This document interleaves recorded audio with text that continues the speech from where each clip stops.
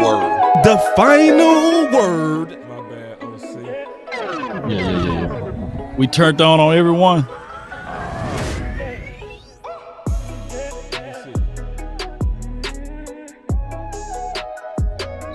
Turned on, Law. Oh, we are live. We live and live too. You see yourself over there? I'm refreshing now, and we are off.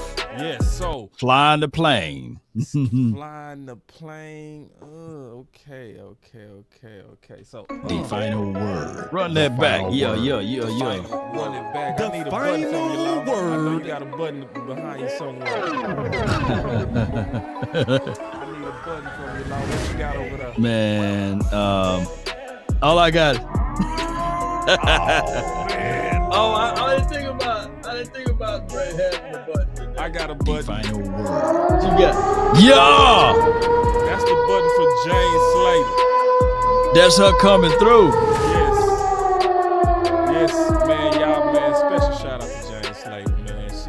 Yeah, I said today on Twitter, she got more balls than most of the men that was in there. man, she got heavy sets, man. Somebody had to ask the question. They said she walked bow-legged, man, because she got some big craters down there, man. I love it. Let's get it. Man, shout out to somebody that got some integrity, got some heart. All of those softball questions. I was falling, my boy Jay Tuck said, I was falling asleep into The James. final Tuck. word. So we gonna talk about some of this press conference and we gonna just go around. The final word. But before we do, Law, I need your best Marco Spoon voice, man.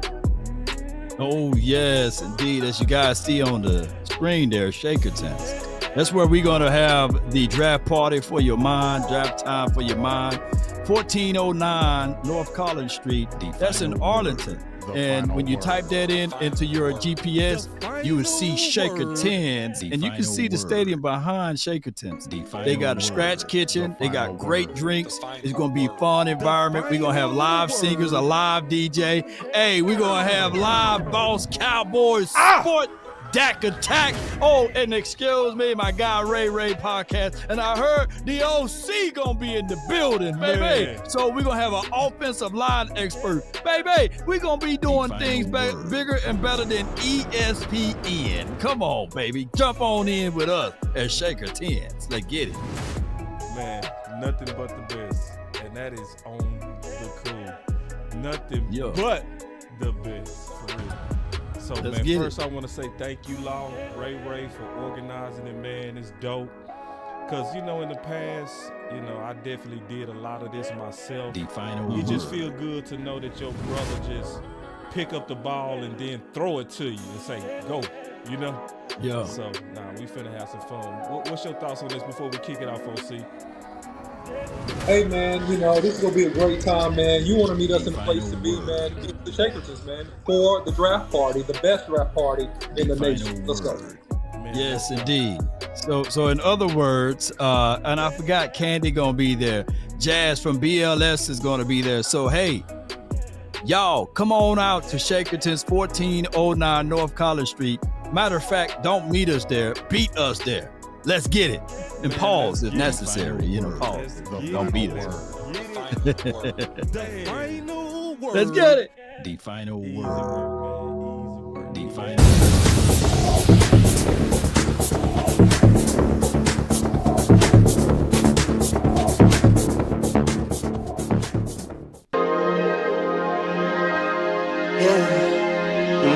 I just wanna run it up. Can we check or something? I've been really in the field, let up, I've been really in the field, let her rush, I let her feel. Lately, I just wanna run it up. Short Don't dog. need no deals, I make the deal. Shout out Have to to Short take you Dog. to a meal. Lately, I just wanna run it up. Kinda check or something. Lately, I just wanna run it up. Count that too, count it up, count it up. Lately I just wanna run it up. Need them ones, I need them fives, need them tens, I need that change. To the safe, got blues inside. Greens and pinks, it's all the same. I still save and roll my change. Take some losses when I play, charge it to the game. I'm with L, yeah, I'm with T Black, I'm with Reverend now. I'm with Bay, yeah, I'm with Jay, yeah, I'm with Chuck and now. Still the same, not switching sides, now it's about loyalty. You switch sides off for the bag, and that's worth more to me. Let's go. I mix Nike with designer, I experiment. You just rock what's on the shelf, and I'm not feeling it. Search for the one, but baby girl, it's nothing real as this. Can't trust a soul, I keep a hammer, call it too legit. I've been really in the field, love the rush, I love the feel. Lately, I just wanna run it up. If you really been in the field, I want you to put your hands in the air, man. I want you to put your hands in the air, man. Yeah. All right, man. We finna kick it off, man, with the hot point of the press conference, man. We gonna get right into it, because as you can see, he said, I'm not ready to go. Jerry. So we gonna talk about that, because that stood out to me. Ooh. Hold up, man. I thought I had it queued up. I didn't. But I am now. Y'all give me 1 second, man. Yeah. That boy, this press conference is funny. Boy, it had its ups and downs, sweet and sour. It was sweet and sour, bro. Sweet and sour. This is your girl Jay Slater, and Slater. I always put the full link in the description. This is from Dallas.com. Check it out. Network. Trust me, I get budgeting. I've been working on it over the years. But my job is to explain to fans, friends, and family who don't understand when you've got these 3 free agents, particularly Dak. We've seen in the past, I don't think us covering this team, we're surprised that a deal hasn't gotten done. And First of all, she out the gate like, let me keep going. typically they don't get Get done some until yoga flames in there, man. Yoga I gotta fire. talk, man. Yeah. Cover the team. We didn't expect a deal to get done. Dracarys.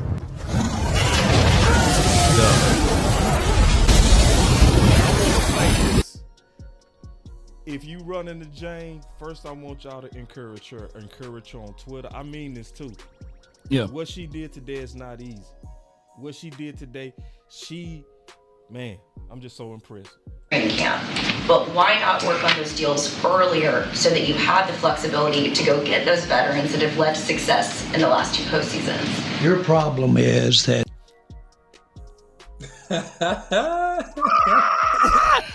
See, Jerry don't like that. Hey, wait a minute. Jerry don't like when you. Jerry have a problem when you start to. See, And you just start to just come straight down the pipe. Oh snap! Because when I heard it via the just audio. I didn't know he leaned forward with it. Your problem is. Your problem is. Yes. Let's keep going, bro. And then she said, I ain't got a problem. Watch this. I'm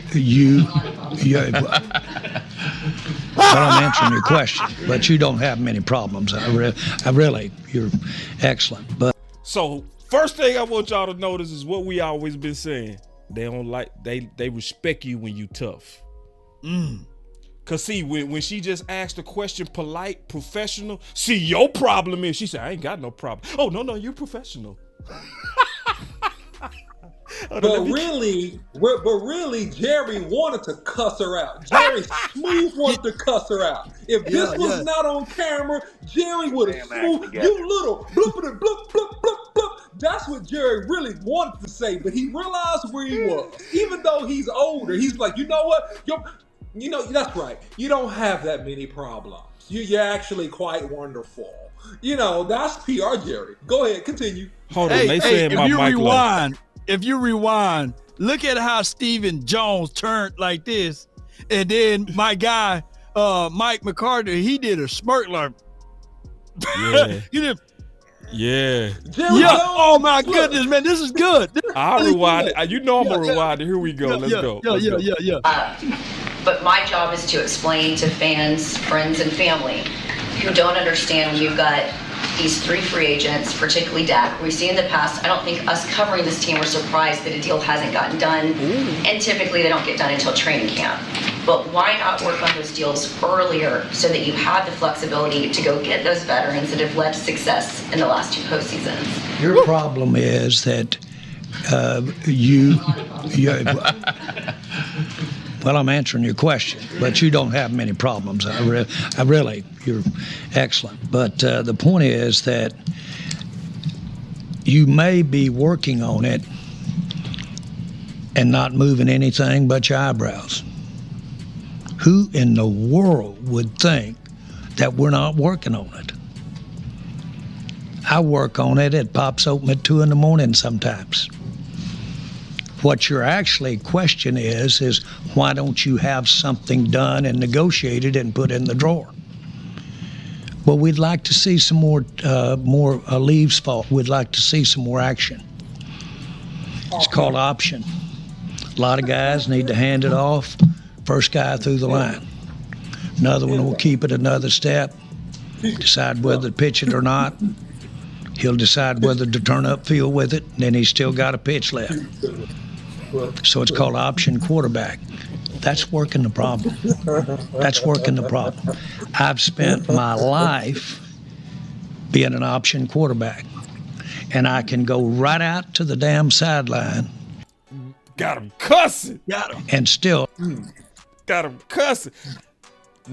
To the damn side. See, Jane really pissed off Jerry. Yeah, he did. And so, she did.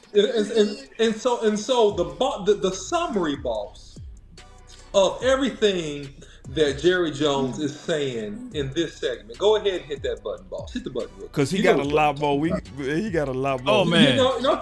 No, hit the button. Hit the button, boss. Leave a pitch on me. Hit the button, boss. So I can do that, and that's just a style that you have. I can do that. And so you never know. You might give money to somebody that you shouldn't have given it to. Wait. So we talking about Mike. So we talking about Dak, Micah, and CeeDee. Yeah. Yeah. No, and what he's really referring to, let's pause this. What he's really referring to is, I'm pissed, and I said this before. That's why you need to watch the final word. That's why you need to tune in to Law Nation, Big Game James, Boss Cowboy. I'm telling you, I said they were pissed about the original contract that they had to give Dak, the 4-year deal. They felt like they lost on that deal, and they are hell bent, like for lack of a better term, of not losing again. And he's talking all this stuff, and the button I was talking about, boss, is the wee-woo button. Because this is a bunch of wee-woo. It is complete and utter malarkey. Because at the end of the day, somebody's lying. And all I want you guys to help me with, and I'm going to kick to y'all, who's lying? Because Dak said no significant talks have happened. Stephen Jones says a couple weeks back, we've had some good talks with Dak Prescott. Jerry Jones is saying, well, what make you think we ain't working on it? We working on it. I'm an option quarterback. I can run it. I can pitch it. I can cut up field. I mean, so somebody, somewhere is not telling the truth about this situation. And I'll get my thought later, but I want to detect it. They asked that question, and it's gonna get interesting because that's the next clip I'm gonna pull up. All right, so. And then my boy said Jane is a certified G with the super chat. Appreciate it. Man, let's keep Jane going. Ashley Slater. That's her whole name. Something while we on pause, Law? You want No. Jane is slanging over there, man. Janus. She turned into Janus over there. See, go ahead. Like, I just want to hug Jane. Like, just your professionalism is just amazing. Courage. Here we go. Courage. Let me also say something real quick that I know. Okay, that I know. Jane has a lot of courage for that because Jerry is on the board of the NFL Network. So she knows she's swimming in, you know what I mean, shark waters. You know what I mean? So, but it shows that she wanted to ask the real question, not the fluff question. She wanted to ask the question that we all sitting back like, you know, those of us who really know So that's why I say, and I mean this, she deserves all your encouragement. I think everybody that's watching this channel, Law Channel, Big Game Channel, everybody that's watching this should tag her and just say thank you. We appreciate you just for having courage, because it was not easy what she did. Just trust me, it wasn't easy. All right, let's go. You got 2 or 3 of those names around here for me? I've been reading about them all week. So I know they're out there. I shouldn't have handed it off as quick. Should have gone on out and seen a few more. I see some more defense before I either pitched it or kept it. So to say that you're not working on it and going is not the right answer. What they differ with you is your style, because it's on your mind. It'd be madness not to know that the contracts are ahead. I want to see a few more cards played, candidly. If you got trouble with when the timing is around here, it's because I'm not ready to go. So there's so much here, and I'm sorry, I'm gonna jump in first and I'm gonna shut up. No. So Jerry, you saying, Jerry, you want Dak to prove it some more? That's what it sounds like to me. You want to see some more cards play, and I don't want to skip ahead because I watched the whole interview, by the way. I don't want to skip ahead on this, but what else do you need to see? See, that's the key statement. What more do you want from me? Right. That is the key question. That is the key question right there, OC. Because he said, if you want to know what's going on with the timing, I'm not ready to go. It's me. I'm the one holding it up. I'm the one that's holding up the talks with the agents. It's me. Yeah. You know what? You know what? I'm starting to lean toward, and I won't give away the rest of the clips, but I'm gonna say this, having listened to this whole thing. I don't think they are still not convinced about Dak's work. They like him as a quarterback, but they are still not convinced of his work. And I'm gonna give away one thing. Later on, they asked questions about CeeDee Lamb near the end of the interview. Yeah. And you're going to play this, boss, but he said something so key, and you know what it is. Yeah, I mean, CeeDee Lamb's one of the best players in the league. Okay, granted, we all know that. You're saying stuff we know. But, he's the kind of receiver, he helps quarterback. He mentioned supporting cast. He doesn't believe that Dak is all the way that guy, in my opinion. But still say that he wants him, right? So yeah. So in those two things conflict, because if you want something, you make sure you covet it, right? You seen people outside, man, they get their car for the first time, they washing it every day, right? They making sure they vacuum clean it from the inside and keep it all clean and pretty much tight.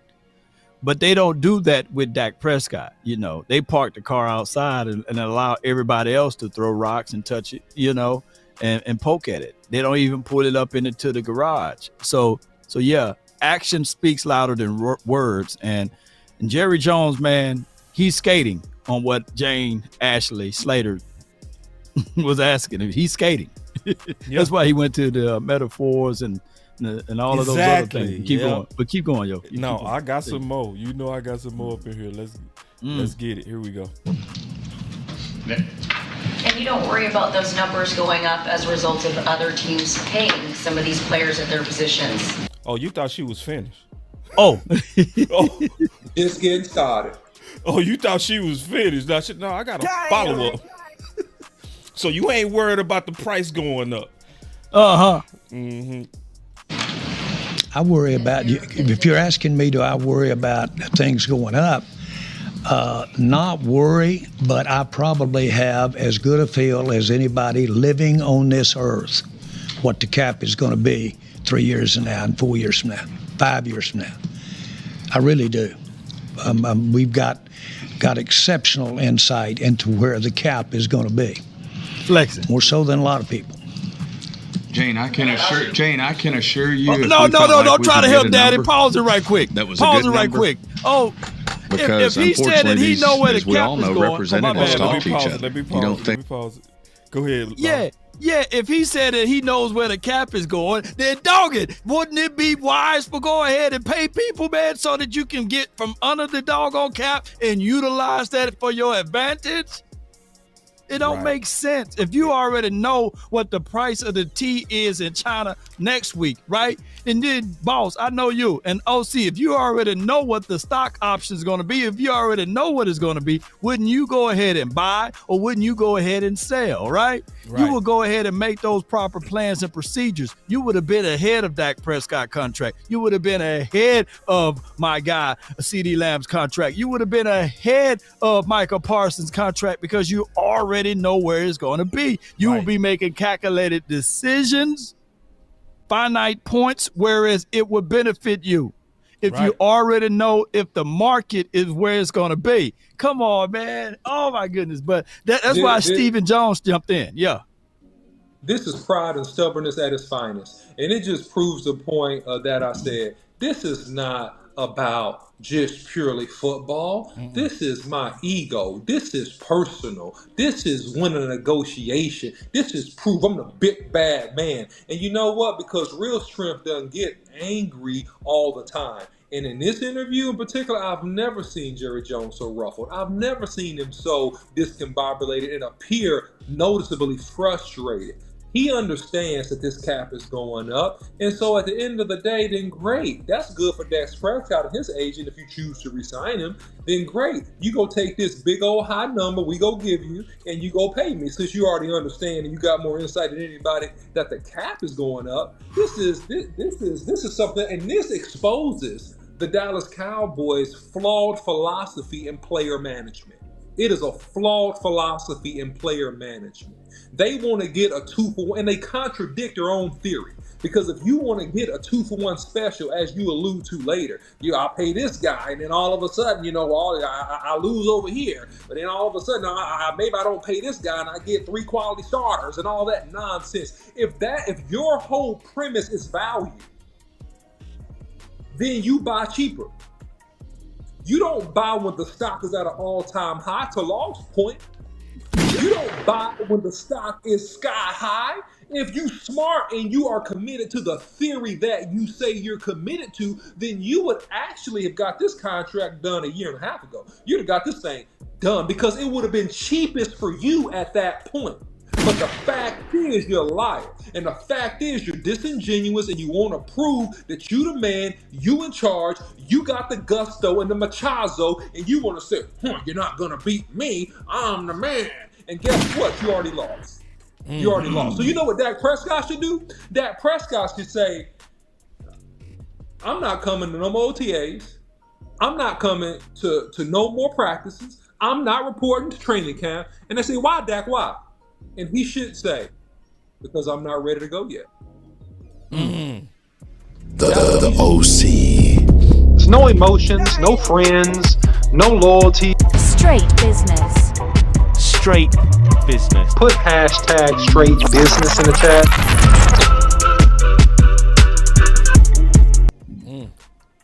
I'm going to push back on you right quick, OC.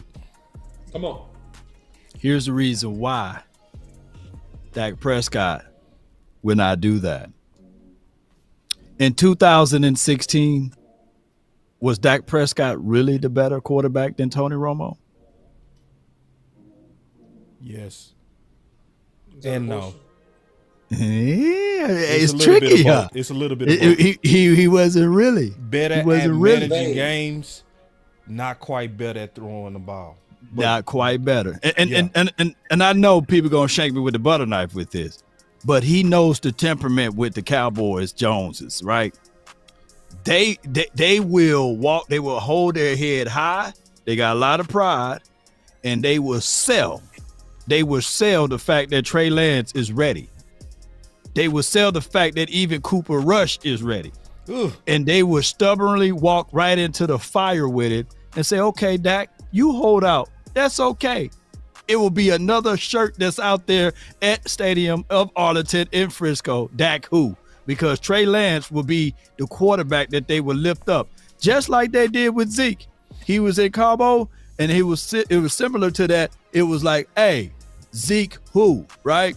And Rocky Arsenal had to say that you disrespected my client. He had to speak up because it was a level of disrespect to Ezekiel Elliott to say those type of terms, because Tony Pollard with that 3 and a 6 was looking really good in preseason. And then eventually, through the cave of the fans, they folded and they went on ahead to say, okay, we'll bring back Ezekiel Elliott. It would be the same thing at that point. That's all I'm saying. Go ahead, OC. You bring up a really good point. You bring up a really good point, Law. That could happen, but this is why it won't. Because Trey Lance is no Dak Prescott. And as much as they try as much as they try to water down Dak Prescott and take subtle shots, even several within this interview that I'll talk about if I have time. They took several shots at Dak, subtle shots, little shade shots. The quarterback position and the complication of it is a different ball game than handing off the ball and running the football. It's different. True. So, listen, I'm not saying that Trey Lance is not a good quarterback. I'm not saying he's bad, but I'm telling you he's no Dak Prescott. This is how I know, because if he was, he wouldn't be here. Yeah. If he was, he would. But he is marketable, right? He's marketable for the Oxnard. Yeah. He's marketable for those preseason games, and that's a long time from here.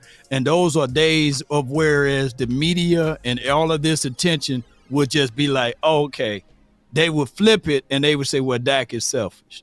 Dak is not a real leader. You know, they would try to flip it and they will put their minions out there and they say, well, Trey, he it's already divided. It's just like the great divide ice cream already, right? Right. It's just what it is. Y'all know I'm team Dak. I like Dak Prescott, but at the end of the day, the reality of it is nobody can sell better than the Jones family, and they will sell Dak Prescott being out, and they will sell the aspect of Trey Lance standing tall. You know what? They would do that, Law, 110%. But at the same time, in the self-interest of Dak Prescott, because the Cowboys have clearly shown throughout negotiations and holdouts and franchise tags and all this stuff that they don't have his self-interest. So in the interest of his self-interest, sometimes you got to play chicken with somebody that's willing to play chicken with you. Then they go do all that they can, but guess what? When you get to that regular season and you lose a couple games and Trey Lance throw a couple picks, and he will. And he will. You can market him to the moon. He get underneath that fire. He make a mistake. Where's Dak Prescott? Oh my God. Where's that den? Now that heat's go get on. And then guess what? Now they fold. So it's now to your point. I don't think that Dak is actually going to sit out or hold out. To your point, but I wish that he would. I wish that he would in the interest of his own self-interest. At least do some of it. Yeah, at least something. Show some signs of real strength and anchor. Because at the end of the day, after this season, whether it's the Cowboys or not, Law, me and you both can agree on this. He's going to get his paper. He's done plenty in his league. He's going to get his paper.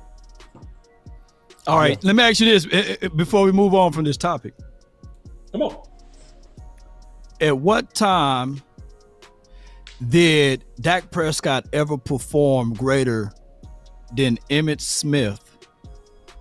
Up until 1993, he was in a contract situation with those same billionaires, and they held their nose high, head high, and they went through all of that bull sugar. And Emmitt ended up not playing week 1. They lost. Week 2, they lost. And then they said, well, damn, let's just go ahead and bring Emmitt on. You see, they are stubborn, prideful owners, and they did 100%. That to Emmitt in 1993 after winning what was it 2 Super Bowls? Was it 2 Super Bowls at that time, boss? You putting me on the spot. No. Yeah. No, it was one. It was one. It was after the first Super Bowl. It was after the first Super Bowl. The season splits. Because then they got the second one that year.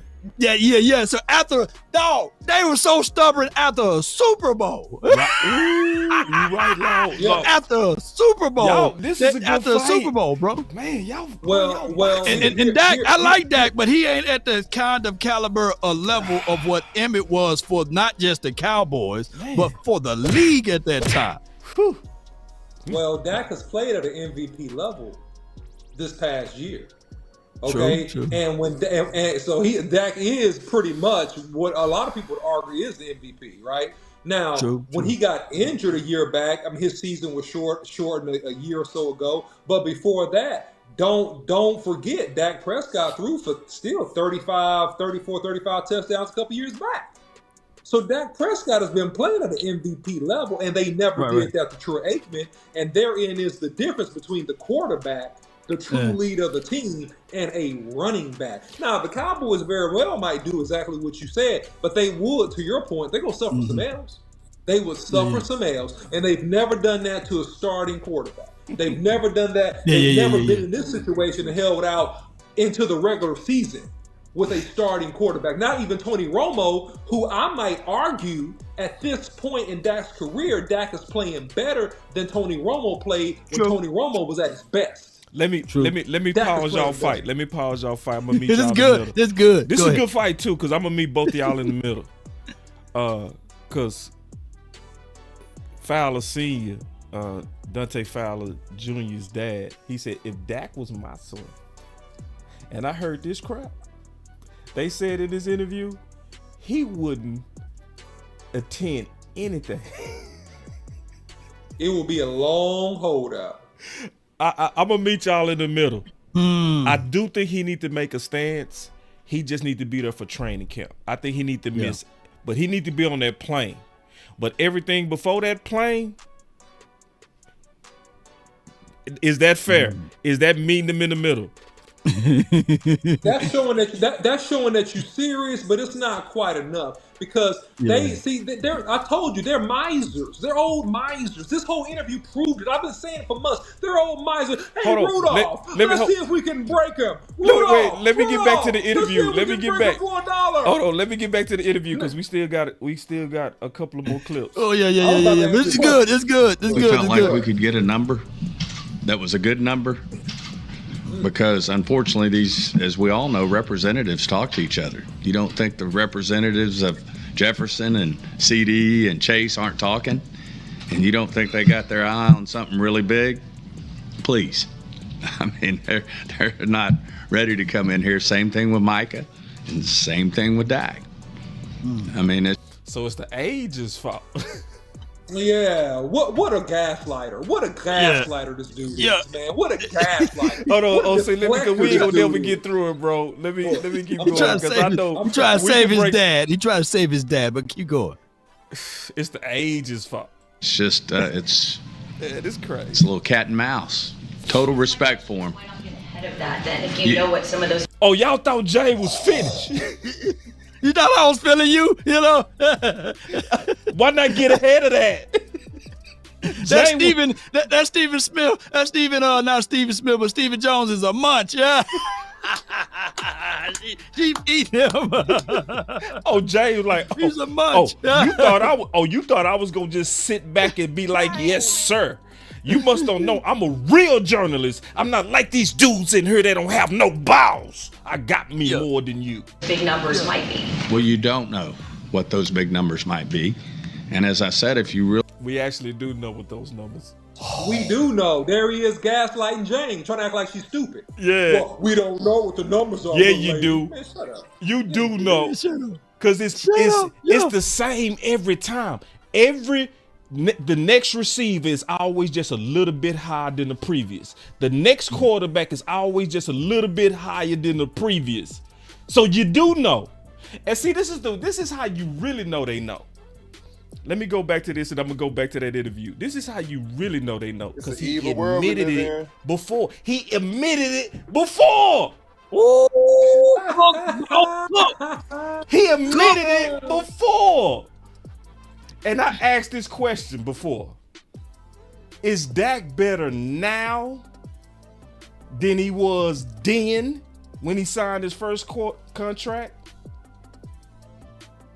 Better now, man. Yes. So if he better now than he was then, but you admitted it was a mistake to wait, what you waiting on? Cook, man. Cook, boss. Hibachi ain't got nothing on you, man. Keep cooking, man. You know what I'm saying? And it's like you taking us for granted, like we not paying attention. No, we are paying attention. Really, your gut feel was, if Jerry's gut feel was that was a good number, then you would do it.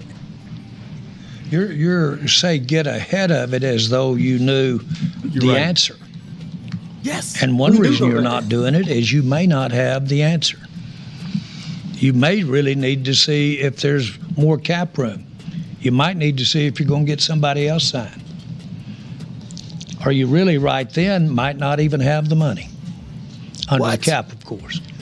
So I guess what I'm trying to say is it's timing. Timing is obviously as important as the principal amount. And sometimes timing keeps you from making a mistake. Get him, OC. I know Who you ready you to making a mistake on? Because the topic was your big three. Who you sending a slug at? Let me hit my button because that's a clear slug. Huh? Dak Prescott.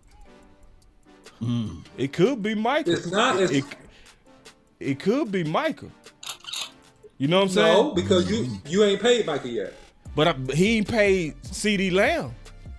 Exactly. So the only person that he's paid out of the three we're talking about is Dak Prescott. So the clear illusion to me is him dealing with Dak Prescott. Dak Prescott is the only one who's got more than a rookie deal. Those are the first-round draft picks. You paid him what you paid him. I mean, it is. You ain't made no mistake with CeeDee Lamb. You ain't made no mistake with Micah Parsons, who averages 13 sacks a season in his first 3 years. You ain't made no mistake on that. I don't care if you don't like his personality. You ain't made no personnel mistake on that. You ain't made no personnel mistake with CeeDee Lamb. You had a fourth-round draft pick that you got for crumbs to play like an MVP. You gave him $160 million. That's who you're talking about. You know what? When you really look at everything, Lamb and Parsons, they are still babies at this. They haven't been touched, as far as their contracts and things like that, right? So they still have that newness that they could have signed probably a deal like a Trayvon Diggs. And when you sign early like that, there's no trade clauses, right? You can still have escape hatches in those contracts. That contract is the only contract without the trade clause. You know what I'm saying? He got the anti-franchise tag stuff going. So Lamb as well as Parsons both got the Virgin contract. So you can really manipulate that just the way you want it to be and still take hold to that and get all of the money that you needed for the free agencies and beyond. But if you wait longer for CeeDee Lamb, then ultimately you're going to pay more. You're going to pay north of whatever Jay Jetta got or going to get. Chase is right around the corner. And then even with Parsons, yes, we seen the kid Josh Allen, the brother, the one in Jacksonville, just got his money. His contract got to be north of that contract, right? So if you were to early jump in on that, then your contract could have been cheaper. But by you waiting, Josh Allen got paid.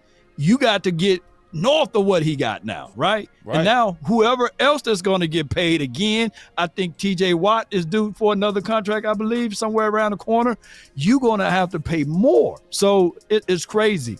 But I get what he's saying, far as don't want to pay Michael Parsons Bosa money, but at the end of the day, he's going to be in between Nick Bosa and Josh Allen, the brother. That's what it is. And that's not just football. That's not just a salary cap. That's any decisions that you've got to have some ambiguity up to a bright line. The bright line's when it's done or gets done. And of course, in all due respect, the players, coaches, commissioners, everybody's listening to their music too when you start talking about this thing called pay. Okay? Sponsors, we all look at those things. So it's not boy, they should have done that last week because the price of tea in China went up. It's not the way you do it, frankly. certainly not the way we do it. And I've seen criticism about that we wait too long to sign players or those kinds of things. They certainly can look back and say, if they'd have done it 5 years ago, then price of living was much down then. Okay, well, that might be the case, but we might have been waiting to see how a couple of players played and whether or not we want to keep them or not. Oh, my God. Hey, he's speaking about us, bro. He's speaking about us. So you're waiting to see.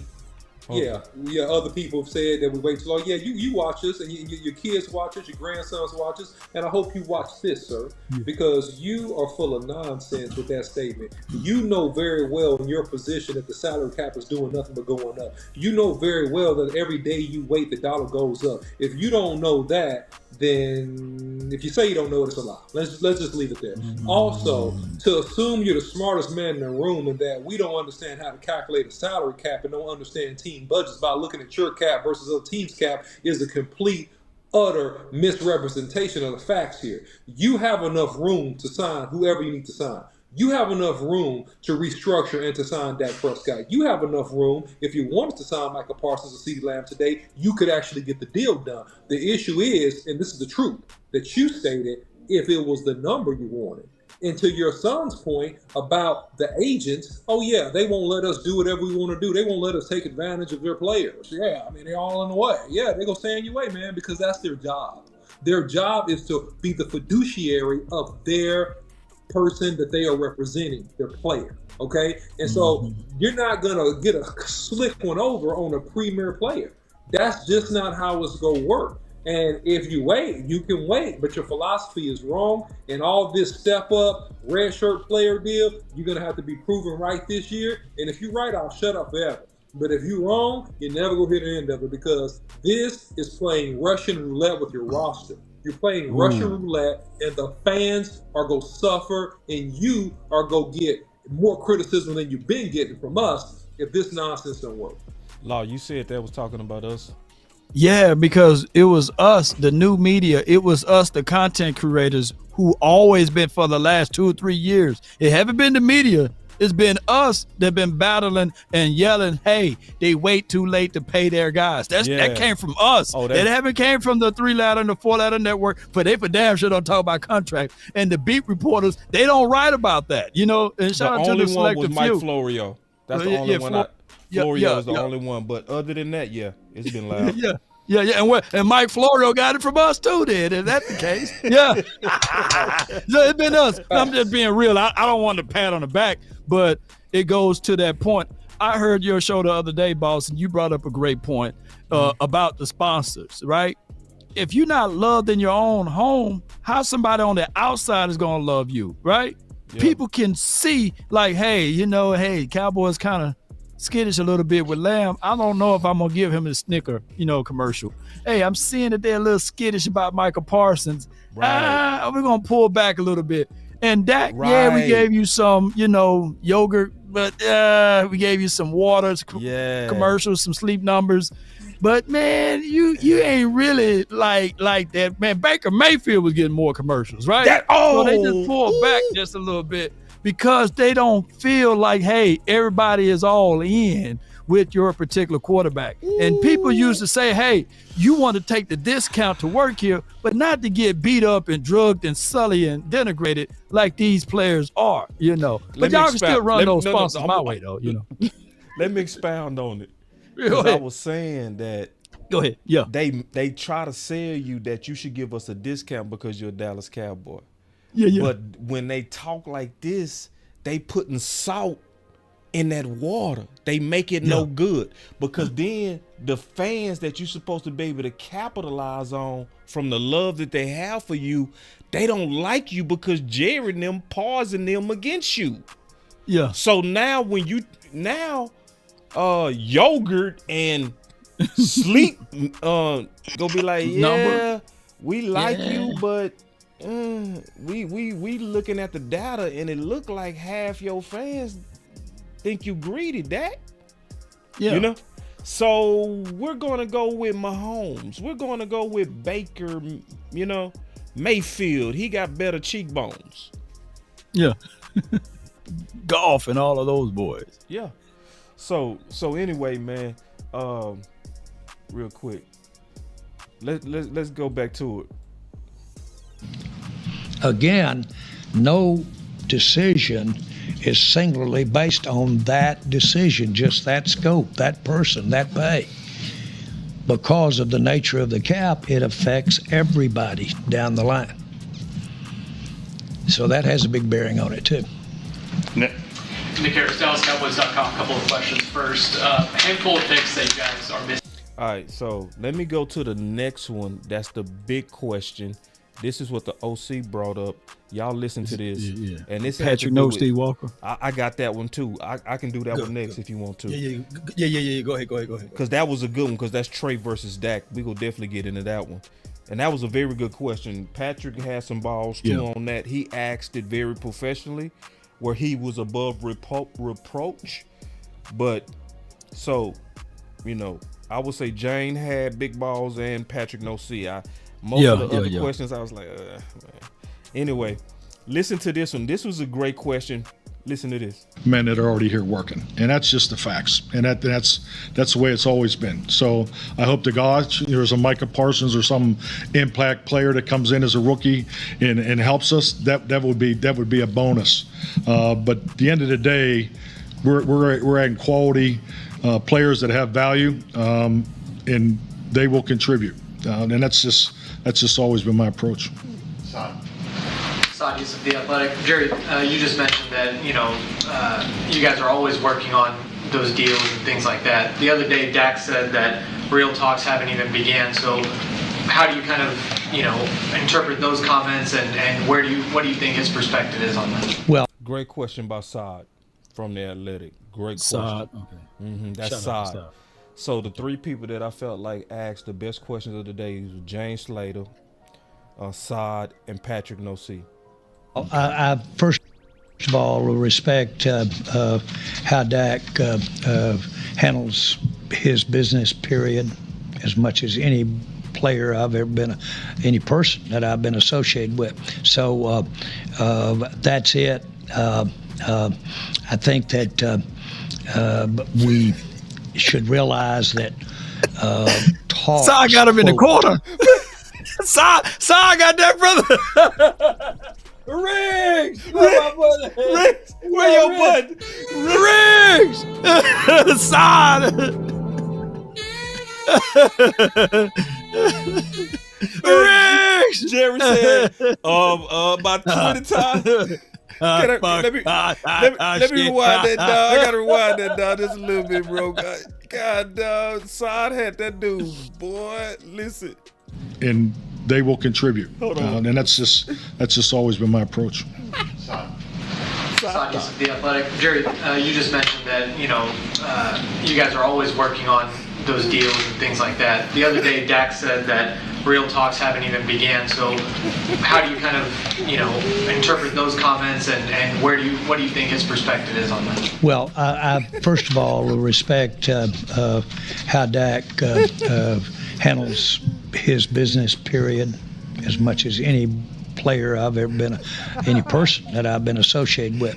So that's it. I think that we should realize that he got to wave the flag over here. He waved the flag. This is the mind of Jerry Jones.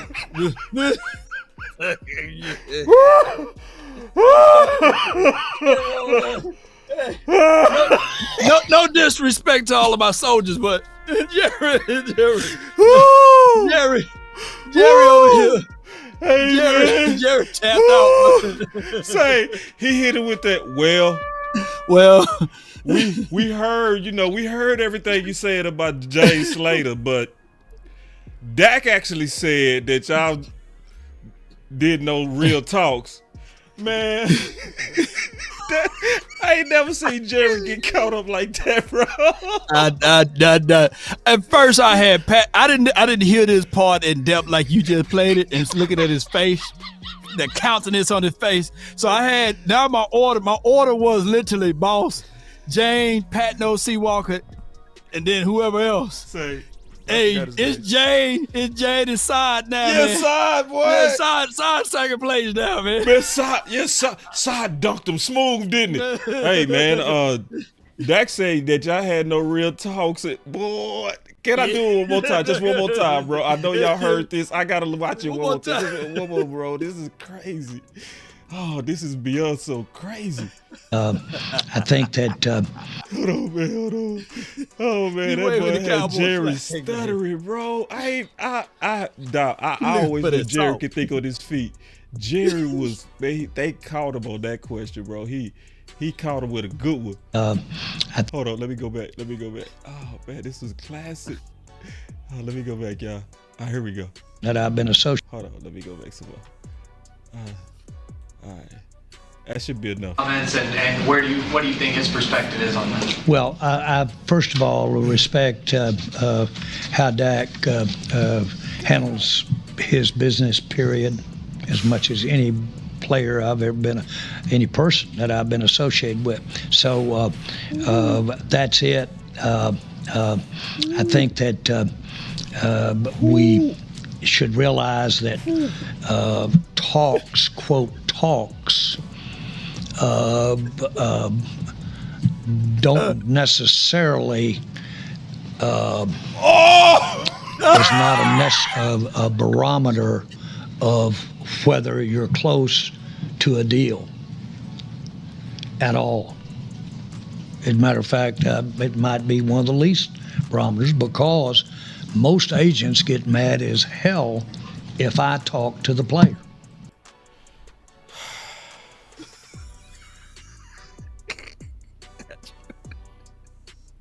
Man, it's so much in what he just said. Because it shows that they giving away what they trying to do. They trying to always find a way to get around them agents. Yeah. See, remember Steven came out about 2 weeks ago, was like, we talked to Dak directly. And all of us was like, that's a bad sign for Dak. You know what I mean? Yeah. You never negotiate when you got your representatives. You know what I mean? That's why I thought Dak was finna cave. But then he basically admit, agents get mad at hell, but yet y'all publicly admitted that you're doing it and try to do it anyway. Yeah.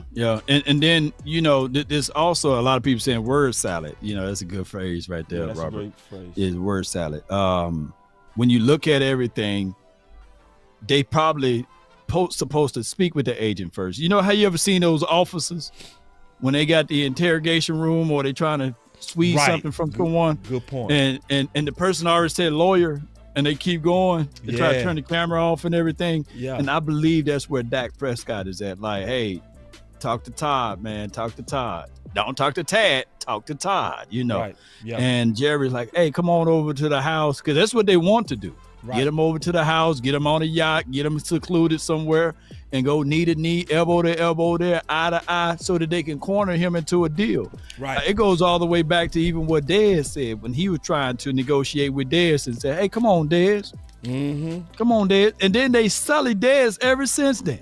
Yeah. If you really think about it. Yeah. Dez was like, if you go back to what I'm talking about with the OC, my guy Emmitt Smith was coming off of 1,713 yards. I pull up the stats now, boss. Yeah. 18 touchdowns that season. Win a Super Bowl ring. Right.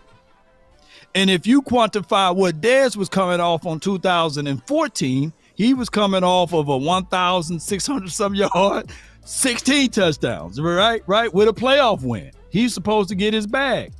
But they fiddle-faddle around with him all that offseason, and he ended up not getting paid until the end of it in 2015, right?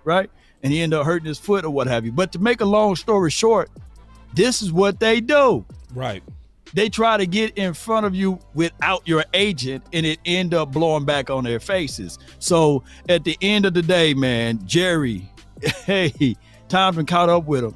All of those old school tactics, it don't work no more, man. Yeah, and it's, and these media people doing a good job. Now, before we show Patrick No C Walker, because that gets into obviously Trey Lance, And Dak Prescott, he asked a fire question on that, and I love how he set it up. He set it up first class.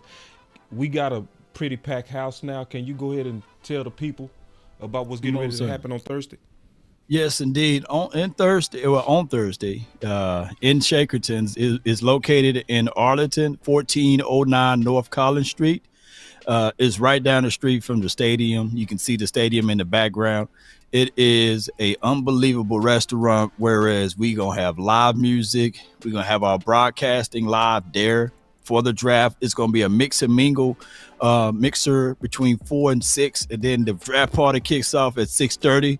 We're going to carry you guys. We give you expert analysis of the draft. They got a scratch kitchen, so all of the food is cooked in the back. Nothing open up out of packages and stuff like that. The bar services is on point. Come on out to Shakerton's. We're going to have live music. My girl Victoria going to sing. We're going to have a DJ. We're going to have me, Boss Cowboy Sports, Ray Podcast, man. Dak Attack, man. We're going to have Candy in the building. We're going to have Jazz from BLS. We're going to have a lot of people in the building and being able to give you the unbelievable draft analysis. And also, we're going to have Terrence Parsons in the building as well. So let's go. Let's go, man. Surprise guest too, man. Let's go, man. I'm excited, man. Law, my boy made some room for me and the OC because I wasn't even on the flyer. Yeah. But hey, when you got the relationships, they fit you in. You know what I mean? Yeah, man, we got that good relationship with Ray. I did some work with Ray before, man. Excellent job. He doing a great job, man. And I really appreciate that, man. Y'all letting me ride on the passenger this time. Oh, yeah. I really enjoy it. I'm glad I'm going to be able to kick my feet up. Oh, yeah. Kick my feet up. All right, here we go. So let's get to the notes, because we breaking this down for y'all, man. I know y'all asked for this. I've been seeing this on Twitter. Y'all been asking for us to respond, so we giving y'all that quality response. So let's go to Patrick C. Walker. He's somebody else, in my opinion, that was very professional, but he got to the point, and it was just a fire question. Here we go. So I just think we just need to just stay true to our board, and whoever we add in any of those position rooms, especially offensive line room, will make us better. And for Jerry and Stephen, both of you guys have spoken obviously favorably about Dak Prescott. Stephen, a few weeks ago, you said that you still see that there is improvement, that a ceiling that Dak hasn't hit yet, which is promising because it shows he has more room to grow. Jerry? That was a very, very good intro. Very, because that question almost backs them into a wall a little bit. Right. When you say, basically you saying that he can get better, which makes sense because this was Dak's first year in the offense. Yeah. So it's a good bet that Dak should even take another step up from last year, Yeah, and here's how it goes, man. Running backs age like cars. Quarterback age like houses, right? As far as their depreciations or appreciations. And I get it. Some people will say, hey man, dude been in the league for 8 years, been going on 9 years. He's still learning. Hell yeah. Yeah, you still learn, bro. You still learning. And the football game is going to slow down so much, man, every year. I never forget Tony Romo's documentary. Yeah, and he was talking about in his 13th season. Yeah, well, year 7, but he said when he got to his year 13, everything was like slow motion. Yeah, slow motion for him. Yeah, and he was able to galvanize and carve up things, man. So I'm just saying, I'm not advocating that Dak Prescott is the best thing since sliced bread, but what I'm saying is collectively is that you are seeing a scale pattern doing this. You don't see the scale pattern doing that. No. And that's since 2016. Every year he performed and improved better and did better things. The only year that you can knock him, and it'd be kind of crass, is the year he got hurt in 2020, right?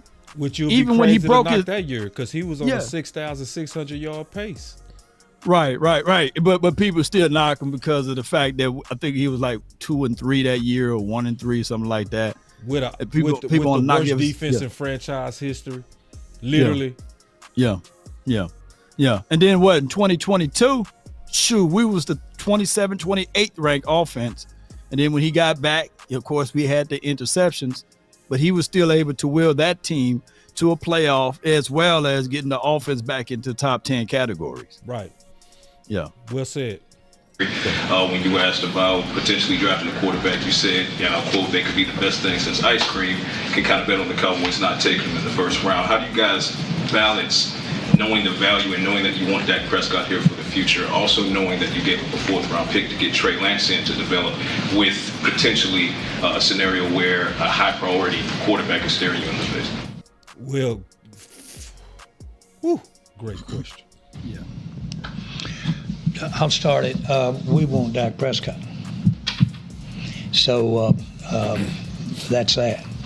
And there's no question that Mike's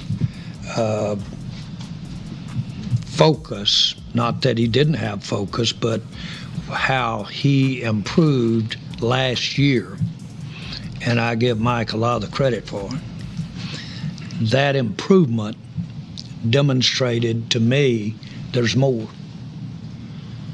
True. True.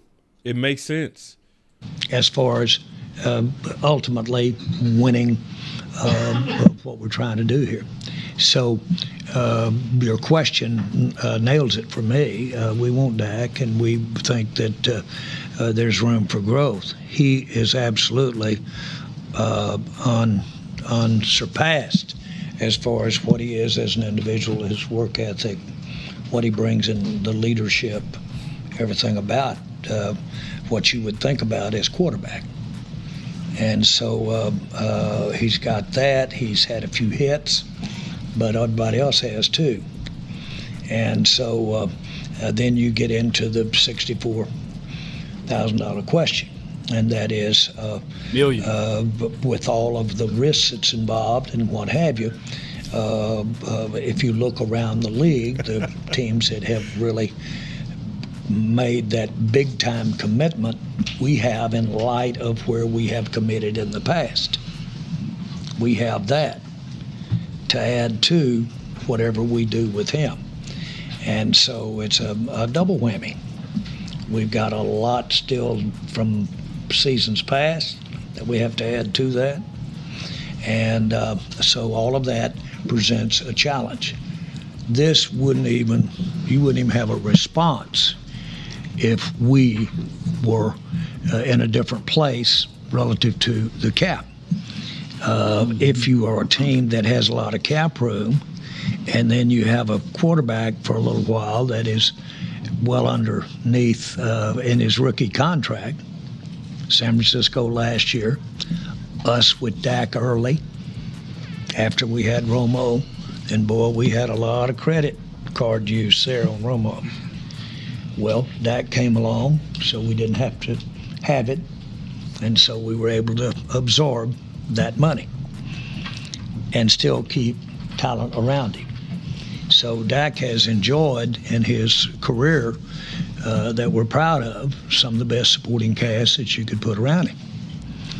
And to move forward, we're going to have to diminish that. Yeah. Moving forward, we're gonna have to diminish that. I got something. Let me see if I can pull it up on the screen right quick. I like my guy Martin talk. Yeah. While you pulling it up, he said that we will have to diminish that. He telling the truth. Mm-hmm. He telling the truth. A lot of people getting upset about that, but the thing I don't like is the way that you recounted your history. You really didn't take care of Dak when he was on that rookie contract. You really didn't invest in the Dak like you could have when he was on that rookie contract. So here we go. Yeah. And my guy Martin talk, he says overall dead money percentages of salary cap in 2022, 32, and then 2023, 20, and then 2024, 17 million. So he's saying Google is free, and he just basically breaking that down. And we can see, man, that the way Jerry Jones been pretty much trying to talk around in circles. is not factual, right? Right. And even with the Tony Romo thing, if I pull a spot rack, you can also see that, we were set back for 17 a little bit, but 18, 19, and then you was blessed with $90 million heading into 2020. Right. And you wasted it. So let's talk about that waste real quick. Yeah. I don't want to go too fast on that. That waste was when they tagged Dak for $31.5 million. That was a total waste by them doing exactly what they doing now, being uncertain about a franchise quarterback. And so you spent $31.5 million for 4.5 games, wasted. You just blew that out the window. How much would 31.5 be with us today? Oh my God. Yeah. What if, and then you always raise the point on every tag that we've ever done have been bad. Literally everyone. It might be one that I would agree with. The first one on Tank, because he was coming off of back surgery. Yeah. I can understand that one. The first one, to a degree. To a degree. But then they tried to tag him twice. Twine. Yeah. And beat him up. And beat him up as they were doing. Up. You ain't know what's the dude name? Khalil Mack. Miller. Yeah. He said both of them. Yeah. So they created the monster that they almost blaming Dak for. It was your management. It was you who tagged Schultz for $10 million. Yeah.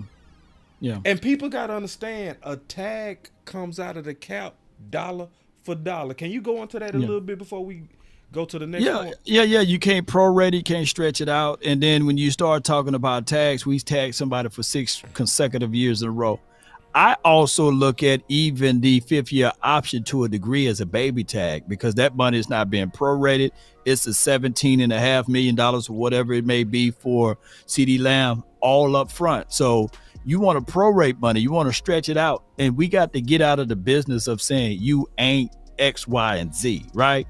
It's kind of like having a lady and then, you expecting things from her. And then all of you saying is, you ain't no Halle Berry. You ain't a sweetie. You know what I'm saying? Yeah. You're not a scissor, whoever the pretty girls are now these days and times, right? And all of a sudden, you ain't no Beyonce. And you trying to get the qualities out of the person that you with. Let that person be who they are, So the Cowboys fall in that trap of beating up their own, right?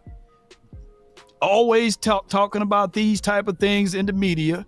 On top of that, were there any other teams today? There's 31 other teams today. Did they do a presser where the son and the dad went up there with the coach? Should there be 31 other teams today talking today? No. Right. Just the Cowboys. Now, granted, as a content creator, we like this though, but at the end of the day, hush sometimes, right? I would rather them be quiet. Yeah. We could be talking about draft. I know me, you, and a lot of people good enough to where we still got a lot to talk about. Obviously, we taking this because they just talked about it, but we was gonna talk about the draft today. We was gonna talk about. That's what I thought we was gonna talk about. Is that we got draft week. We gonna be at Shakertons. We gonna be, we talking about this. You know what I mean? Man. And the reason why it's $60 million, because I see somebody in the chat say $60 million, please. But the price would have been 45, 48. Yeah. If you went on ahead and paid them. If you did it last year. Right. Before all of those other boys got involved. And then 60 million is a fake number. Yeah. It's not even real. Go look at the contracts. I can pull it up right now. I don't think I'm gonna do it. I don't. Don't worry about it. I ain't gonna worry about it. Do your own homework on this. Go to above the cap. Google it. Right. Mm-hmm. Google's free. Yep. They go show all the contracts of all the recent paid quarterbacks. You go see a clear trend that you can't deny unless you're a liar. That every franchise quarterback is just a little bit above the previous. Mm-hmm. Every one of them. Yep. So to think that go get $60 million would be like a $5 million jump past the previous, which does not match the pattern of the last 50 quarterbacks. Yeah. In other words, it's never made a jump that big, but people throw out $60 million because somebody just threw out that number, so now it's sticking in the atmosphere, but it's not a real gauge of what Dak likely getting ready to try to get. Now, it can get up to 60. I got it right here when you get a chance. Okay. It can get up to 60 if you let Love get in front of you, if you let Tua get in front of you, because that's the same thing happened with that 40. The first time they talked about the 40, it wasn't real. But you kept letting these quarterbacks get signed until he ended up being 40. Yep. And what you want to do is take a look at the cap hit. In 2021, he was getting paid $17 million. Is that a bad number? No. $17 million for 2021. Look at what he was able to do in 2021 too, by the way. Right. And then in 2022, he got $19 million. Is that a bad hit? No, that ain't killing the cap. 2023, hey, he had 26. These first 2 years, D-Law is getting paid more against the cap than Dak Prescott. Quarterback. Yeah. And then in 2024, this year, 55. And that's all because you supposed to negotiate your contract here. If you negotiate the contract there, then you would have been able to have this all over again. You had this all over again. Boy, you killing it, Law. Ooh, that's just what it is. Boy, Law, I see you. Man, can you do that one more time for the people in the back, man? Yeah. I need you to do the whole thing, bro. All right. So that massive contract deal in 2021, the cap hit was $17.2 million, right? Yes.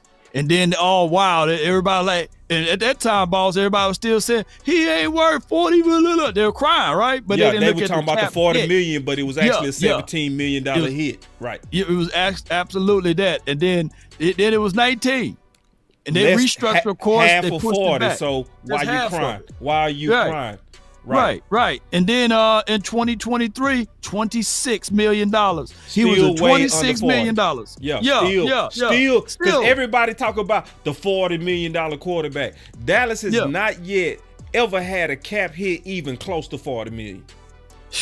Keep on with it. Keep going though, man. Yeah. And then this year, 55. The only reason why it ballooned this way is because you waited too late, and you didn't take care of business. You both took care of business right here, right? And if you'd did that, you'd have got something along these areas, you know. So it goes all the way back, boss, to when you look at his career earnings, you know, and you look at 2016. Can I say something real quick? Just real quick. Go ahead. All is free. Law ain't pay for this. This is free 99. You can go to Spot Track yourself and double check Law and see double check him. Keep going, Law. Discount double check, man. You had and I'm old enough to remember. They complained about Dak in 16. He was getting paid $1 million. You know, $1 million. $1 million. They complained about that. $1 million. And that was because they added a bonus to it. And then the next year, he got paid $940,000, right? Oh, my God. And in 2018, Rico Gathers was making more money than Dak Prescott. And people were talking about he should take a discount. Where? And then in 2019, that year, he threw for 39 touchdowns, I believe 8 or 9 interceptions, and he only got paid $2.1 million. The only reason why this number looked like this for 2020 is because of the franchise tag. Remember, they franchise tagged him in 2020? That's the 31. That's the mistake they made. That's the decision they decided to do. That had nothing to do with that. That was them procrastinating. That's why they tagged him, and they blew $31 million into the wind. And here's another thing that they don't talk about, bro. Bonus. They also franchise tagged him again. Right. That's why their initial hit looks like 75. And what they did was they ripped the franchise tag, because they franchise tagged him twice. And then what they did is they ripped it up and they gave him a new contract, pushed most of this money off the $75 million into bonus. The cash spent / bonus. And then now you see all of these prorations as far as 20 and 31. So that's what we talk about, prorating and spreading money out. That's what you are eligible to do when you give a player a contract. But the craziest thing of it all is right here, bro.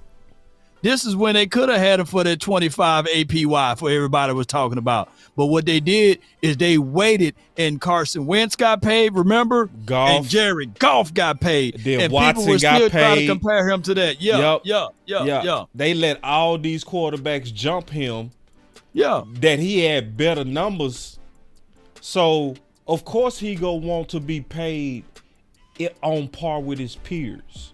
Yeah. So what you think his agent gonna say? Yeah, pay me less. And then I like the way when they go right here and they do the market value, bro. Mm-hmm. And I know it's 50 right here. I know they probably negotiating north of that. It's based off of 4 years. Bit. Cowboys. It's only a little bit higher than that.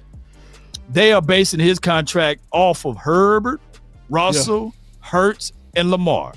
And all of those boys getting paid $250 million with a B. And let me tag in with you real quick. Go back up for me real quick. Mm-hmm.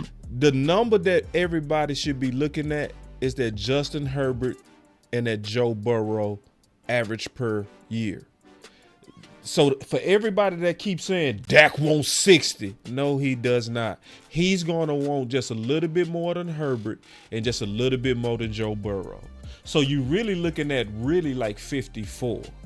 You know, 54, and that's why we were saying, y'all know what the number is. You know, when he say, you don't know what the number is. No, all of us know what the numbers are because it's always the same. The next franchise quarterback is always just a little bit above the previous guy. And then you look at it right here. They can't pull these numbers out of I got to say my one little cuss word. They can't just be pulling these numbers out of their ass, right? Yeah. So they based it off of stats, accolades, as well as the age, if you can see right here. And that's how they come up and compute these numbers. And that's where his numbers are at. They don't do it off of playoff wins. If you do it off of playoff wins, then you will have to pay, what's the dude, Jimmy Garoppolo, more than Aaron Rodgers. Right. Because he won more playoff games than Aaron Rodgers in the last 5 years. So you can't. And Herbert would have set the market because he ain't won none. Yeah, he ain't win none. So they went off of percentages, they went off of yards per game, and they went off of all of these things right here. Right. And you're seeing that he's right here in the wheelhouse of those boys.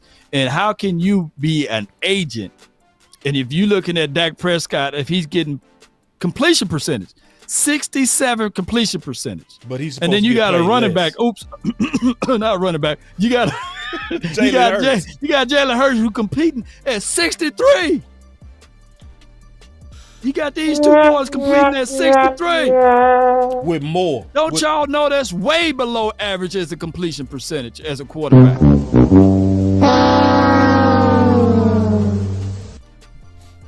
And them boys getting paid $250 million.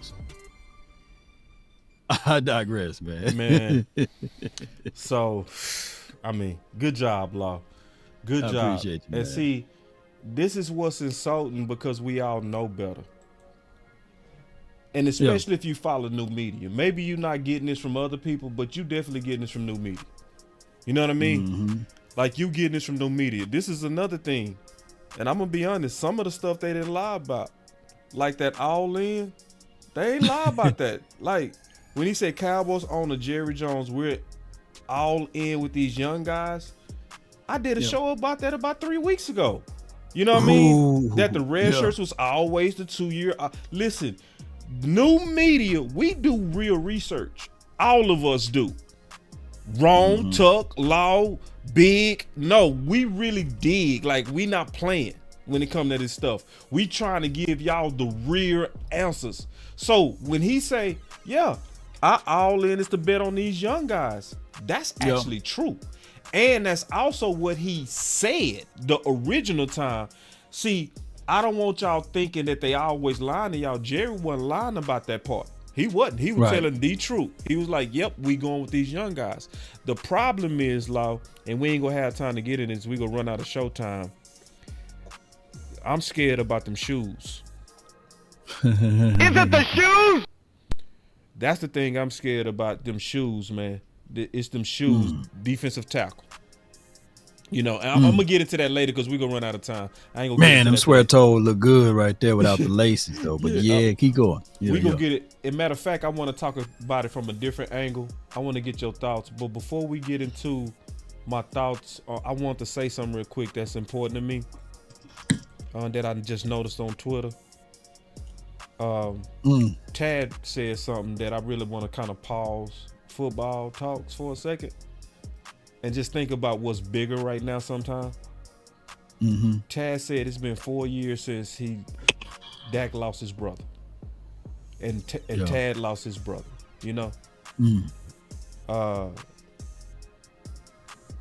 His brother was always smiling, you know what I'm saying? All that type of stuff. So I just want to just pause real quick and say, check on your people, man. Yeah. Never get so busy with our ambitions that sometimes we don't pause and check on the most important people. Is that big? Right. Somebody. Somebody walked in the back. Oh, that's the OC. He came back. Okay. Hey, I was ventriloquist, man. You start talking about it. Yeah, man. You always got to pause and reflect, right? Yeah. I mean, you know, it's a hard, like, it's still fresh on me, you know. Yeah. It just like when Easter was around, you know, a couple of weeks ago, I picked up the phone. I was like, "Hey, Mom, I got the kids," and then it hit me, you know. Ooh.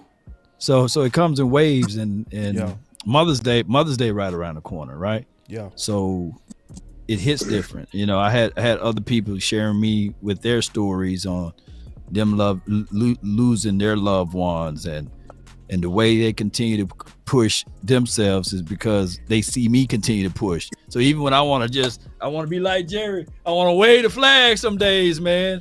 I just find myself in the space where I get here and I talk and I just ramble, you know, for about 2-3 hours, adding into the Cowboys, and just so I can get to my speech at the end, right? So I can motivate that one person who said that they needed that.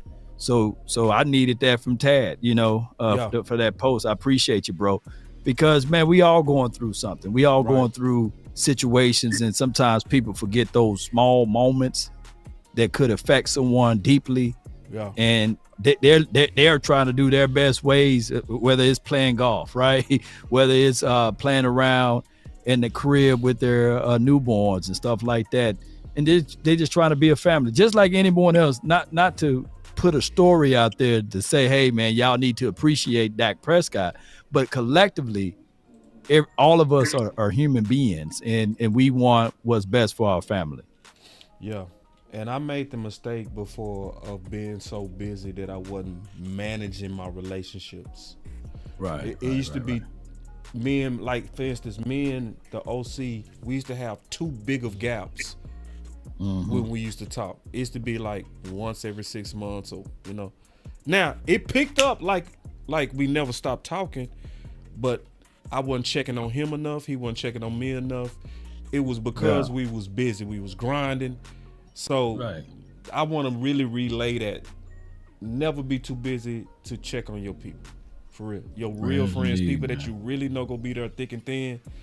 Don't make that mistake. We got one life to live it. That's all they give us to do it. You can BS your way through it or stay true it. Bum B. Yep. You know what I'm saying? So anyway, I want to go back to that DT talk. OC, did you have something on that? Yeah, man. You know, I don't want to get too much into my own world and stuff, man. But yeah, I just recently, you know this, we suffered a loss in the family, someone this week. Man. And so, and I'll be out of town on Friday night, man, traveling to go be with the family for that, man. So, you know, it's prudent and wise for us to appreciate and love each other. Because truly, you know, the next day it's not promised. So I'll just park it right there. All right, so I want y'all to hear me out on this. I want to get y'all perspective on this. I like some of the one techs in the 2024 draft. I do. I really do. Okay. Players like Jordan Jefferson and McKinley Jackson especially. I think they gonna be some value guys. I think one of them should be available, especially if we move down and get a 4th round. I think we should be able to get one. But I actually don't want us to, because I believe drafting a 1 tech will give false draft confidence that we solved the problem. Yeah.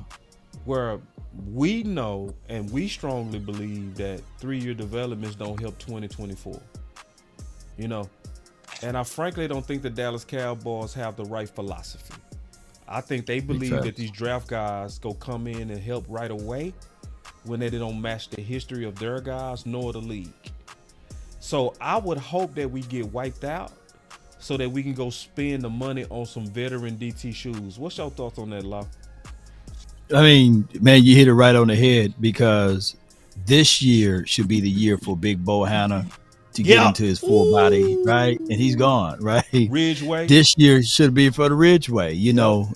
So our investment's been unloaded. So, I mean, we got Mozzie. We know for sure Mozzie can't hold it down by himself. He going through that shoulder thing and other things that he going through. Carl Davis, he's a journeyman, and he played with too high of a pad level. Feet and get off is okay, but you know he's been a journeyman, strong hands and all of that, but he's too high. So the Cowboys need a draft. They need this, guys, right? But the problem is, it's like this. In theory, because JC, shout out to him, Cowboys Network, we did a show the other day. And they was talking about if you're going out there and getting somebody that you need to develop. In theory, it sounds good, bro. Like what you said. In theory, Jefferson do sound good. McKinley will sound great. But Zim is on a 1-year contract. Mike McCarthy is on a 1-year contract. Right. So they're going to have to move in a way where they got to get guys that can play now. Not guys that can play for the future. Right. And the best way is to hope and pray that a team release an interior big boy, right? Or you do the trade acquisition. And I think that a little part of me think that Mike McCarthy just need to be more assertive. He need to bang the table and say, this is who I need. This is who I'm going to go get. And he need to pull that trigger on a trade or pull that trigger on a free agent pickup post-draft. Yeah. What's your thoughts on that, OC? Yeah, I think it's a lot to this, boss. I think that at the end of the day, unless you are higher end defensive tackle, interior wise, okay, if you're thinking about 1 technique, I do like some of these prospects, boss. I think a couple of them in 2-3 years, they'll be good, but they don't help you on a consistent, immediate today. And that's what you need. You need somebody that's already ready to play that can help you today. And even if we just go back, let's take a journey back through time. And we look at some of the great historic defensive linemen, defensive tackles, nose guards that played for the Dallas Cowboys. Theo Ratliff, bro. Russell Maryland, Leon Lett, right? Some of those names, those guys were not day one wonders. They were not. Those guys developed and played 2, 3, 4, 5 years before they got to that elite Pro Bowl being consistently dominant level. And the Cowboys outside of Osa, they really haven't drafted well interior linemen. We can take it back to Taco. We could take it back to the recently departed. So it's a deal to where the Cowboys, if they're going to shore up the position, they're going to have to do what I think that they don't really want to do, which is pay another outsider just a decent amount of money, not even a lot, just a decent amount of money to shore it up with a mature body. The last guy outside of like J.J. Watt, okay, that came into the league and I was really like that dude day one, right, was Ndamukong Suh. Like that was the last interior dude that came in outside of J.J. Watt. I can't think of any others, and hold me accountable on that if you guys can. It wasn't that many that came in and that just was ready. Those are exceptional dudes. Most dudes, they need time to cook, man. They need time to mature. I mean, that's it. Yep. And then you gotta understand too, like even Vita Vea, he's not a 3-down player, right? Right. And it took him a year or such, for him to get really rolling. Yeah, so it's gonna take some time, and we got mixed bags of philosophy with Mozzie. It's just gonna take some time, and I think that our other issue is we don't draft to compliment. I go back and I steal this phrase from you, Boss Cowboy Sports. We stop thief. Come back. Oh, I steal from you too. We only draft to replace, bro. You know. Yeah, we don't build. like come on, make this make sense, man. Yep. Yeah. So it's crazy.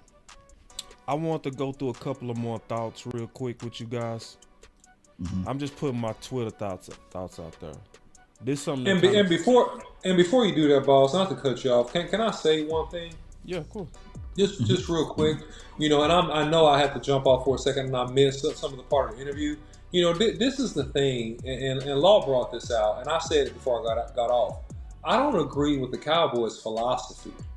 I don't agree with their thought process. With the red shirts? I don't agree with it because you talk about a 2-for-1 or 3-for-1, and it's not how many, it's who.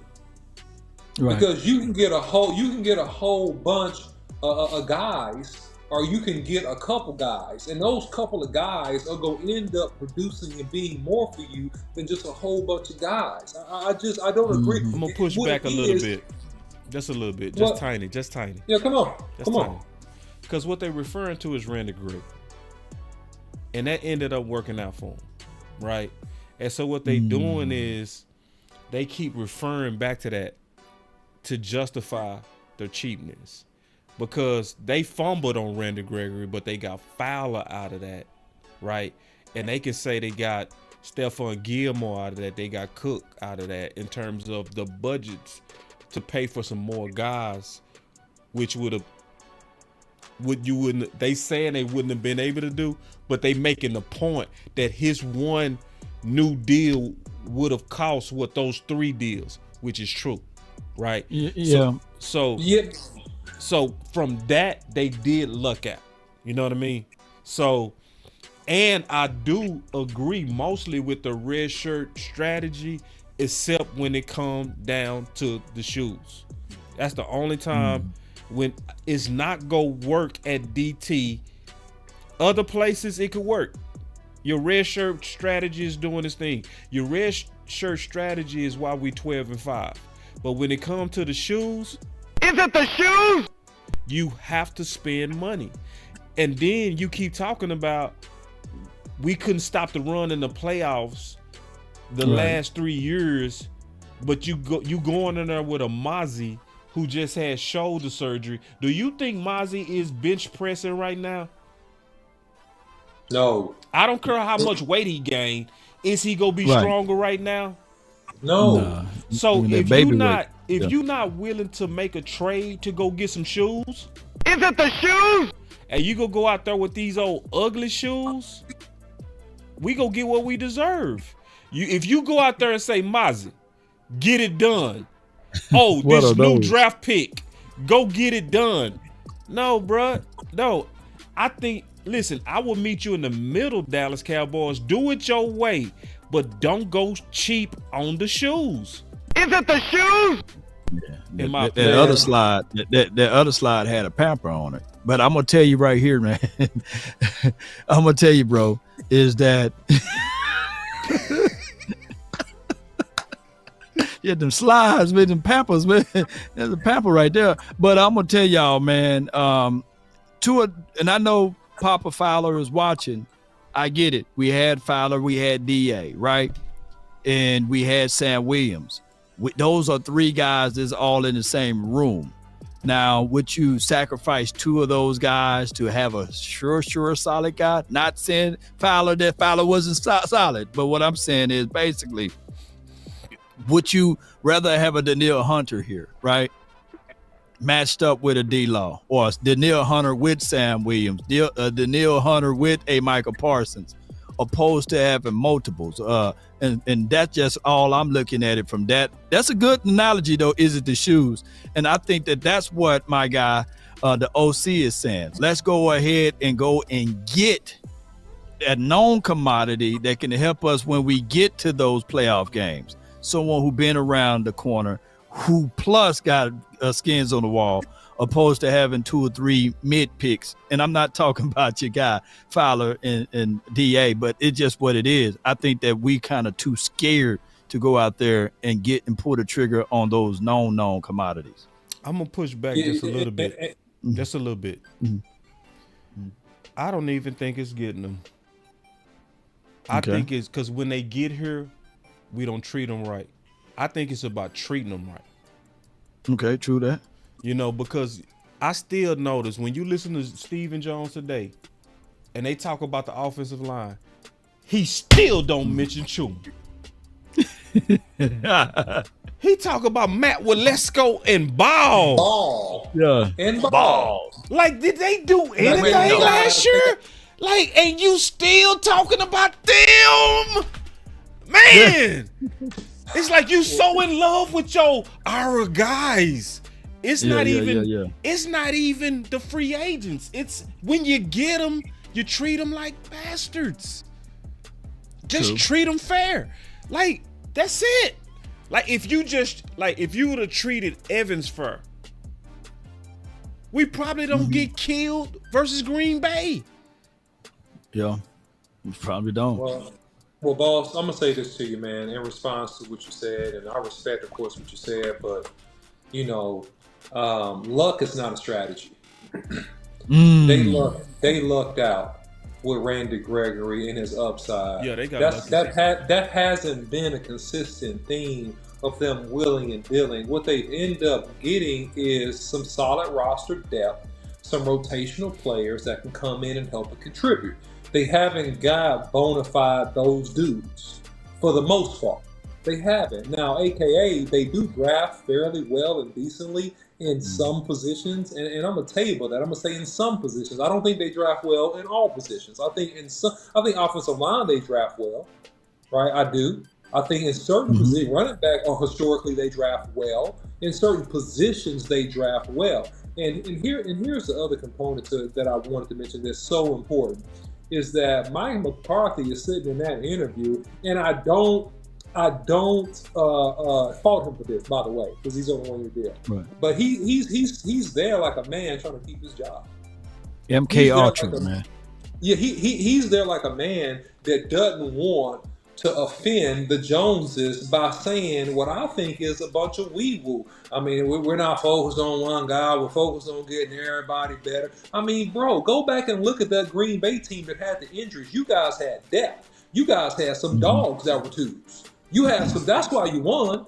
It just wasn't because you developed these guys that were walk-on players and made them five-star athletes. It's not like that's what you did at Green Bay. No, you had some dudes that could play behind dudes. That's why. And what I'm saying is that right now at the Cowboys, we don't have the dudes, and we don't have the dudes behind the dudes.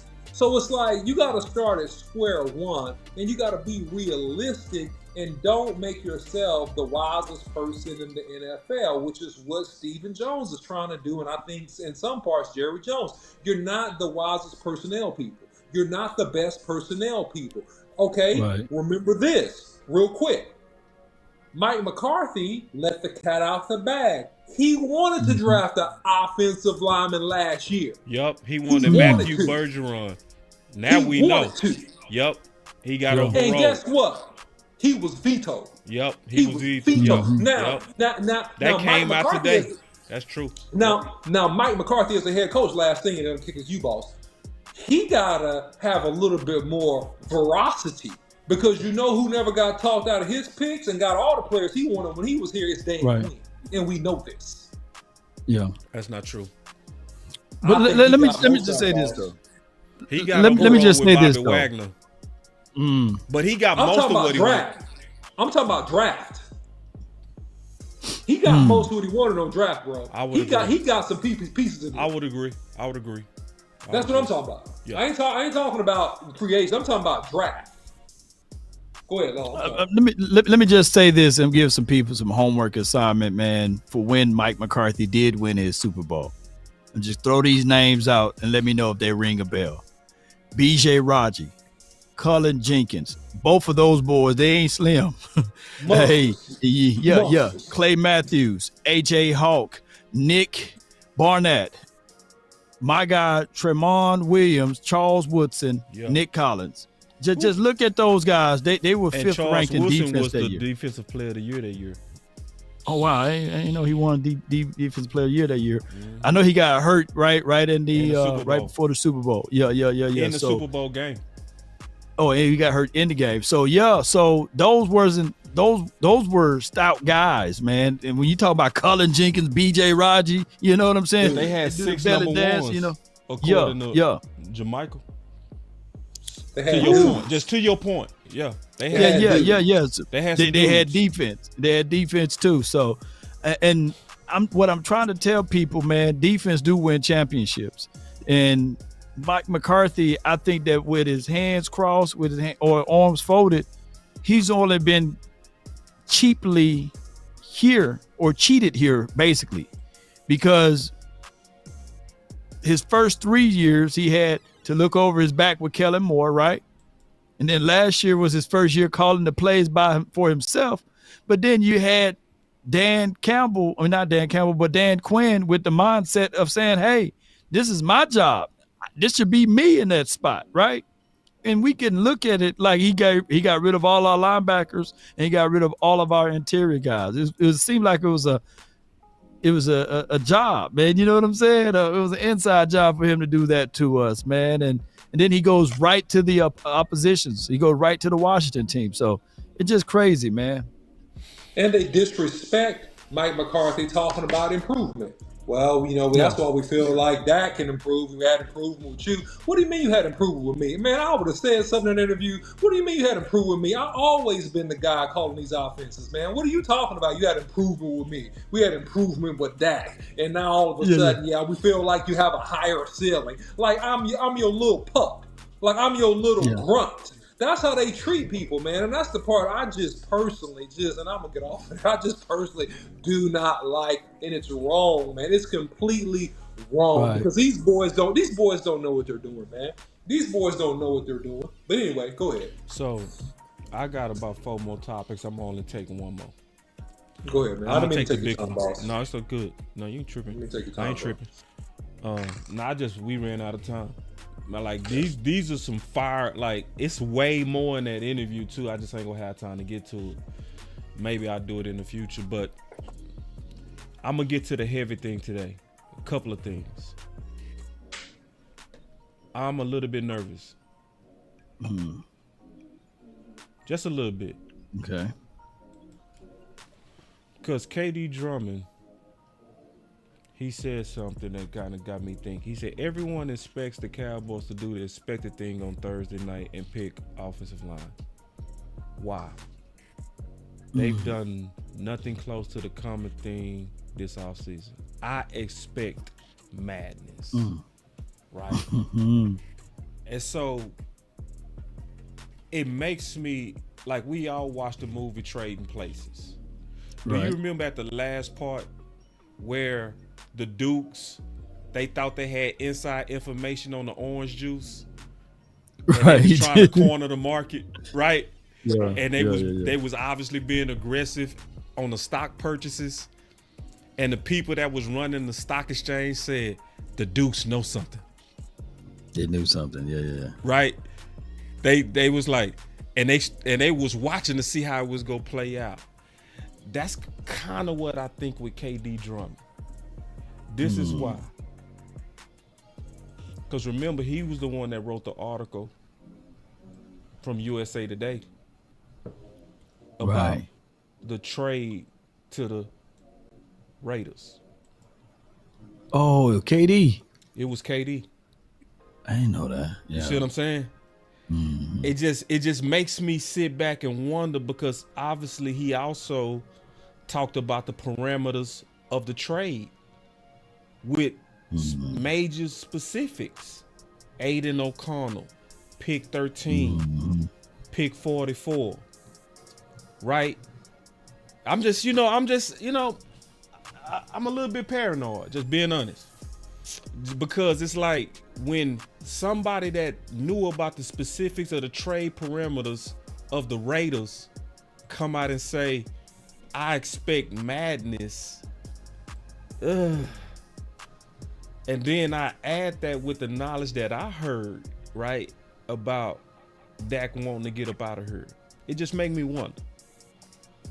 So this is what in my opinion, I think the picks that we need to get by, and then this is going to be behind us. I think we need to get past pick 13 and pick 24.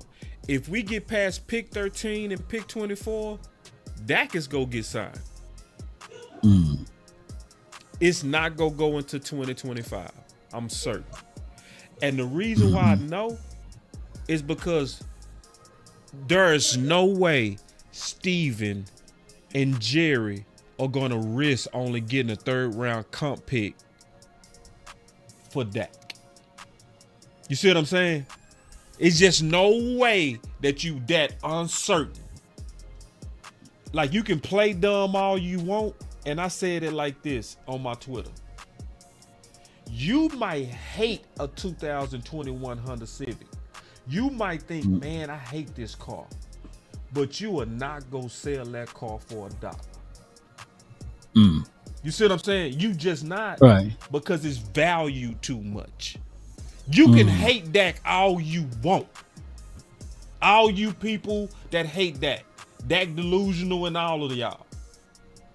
The people that can't stand him, that's praying for him to go to another team. Even y'all got to admit, you do not get rid of a Dak for a 3rd round. What's y'all thoughts on that? I'm going to start with you, OC. Yeah, man. I think that, something that did stick out to me was this, that the Cowboys were, agreeing with everybody about, oh, yeah, this is my pick. We're going to get an offensive lineman. There's so many offensive linemen. And, they could go that route because it's a variety of them. But at the end, Mike McCarthy said, well, we really just want to get the best player available. So you never know the Cowboys board. I think they do offensive tackle, in my opinion.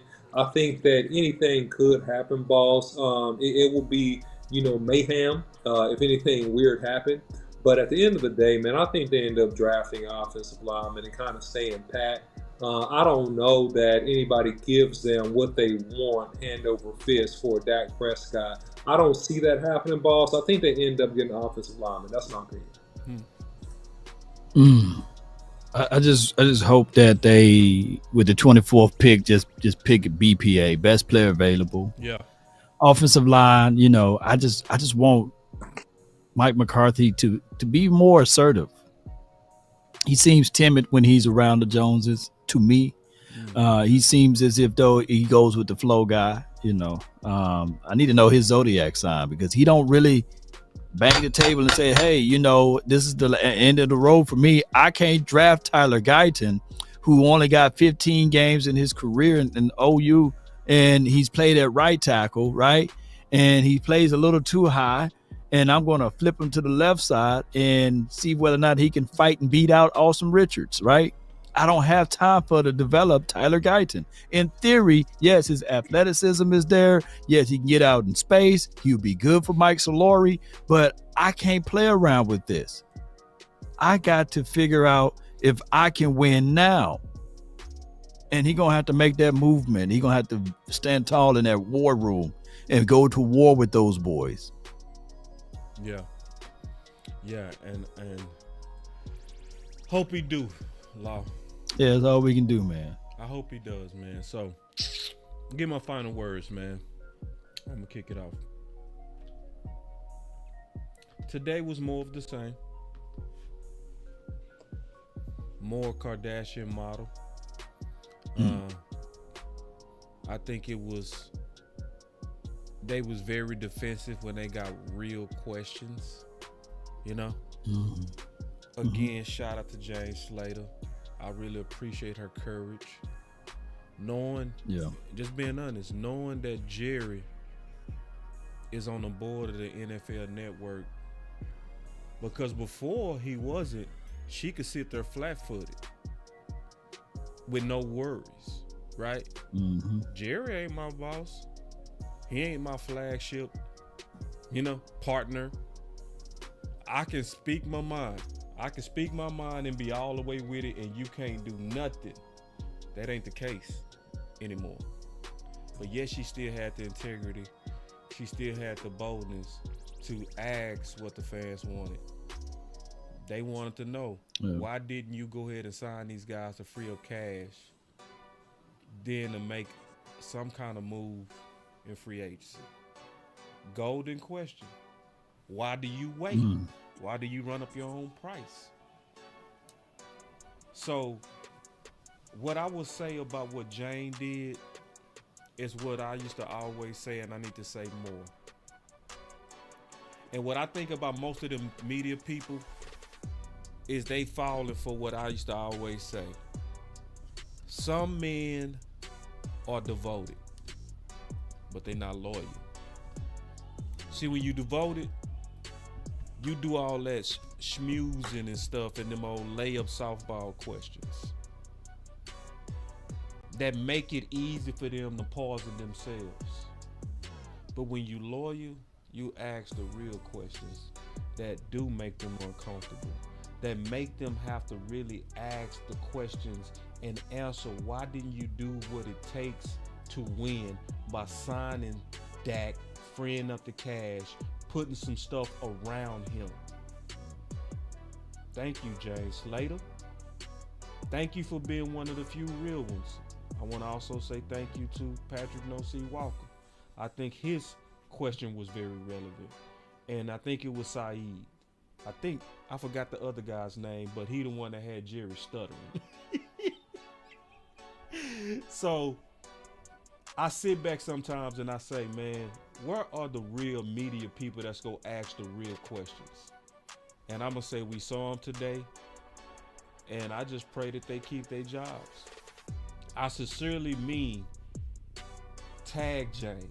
Don't just say thank you up in here. Tag her. Let her know directly, we see you, we admire you, we appreciate you, because you had balls bigger than most men. That's my final word.